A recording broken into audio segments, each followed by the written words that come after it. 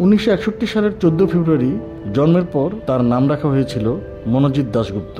পরে নাম বদলে রাখা হয় শাফিন আহমেদ। মা কিংবদন্তি কণ্ঠশিল্পী ফিরোজা বেগম, বাবা সঙ্গীতজ্ঞ কমল দাশগুপ্ত, দুজনই প্রয়াত।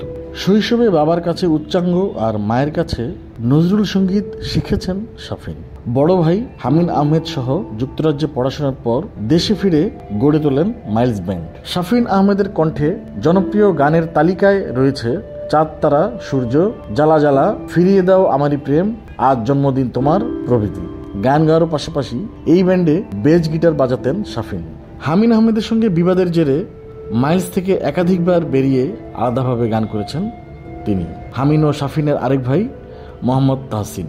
শাফিন আহমেদের জীবনের স্মৃতিকথা নিয়ে পথিকার নামের একটি গ্রন্থ প্রকাশিত হয়েছে। গানের বাইরে টেলিভিশনের জন্য 2টি ধারাবাহিক নাটকে অভিনয় করেছেন শাফিন। এছাড়া রাজনীতিতে এসে ঢাকা উত্তরের মেয়র প্রার্থী হয়ে আলোচনা সৃষ্টি করেছিলেন তিনি।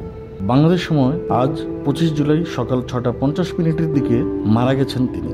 তার বয়স হয়েছিল 63 বছর। শাফিন আহমেদকে হারিয়ে শোকাহত সঙ্গীতাঙ্গন।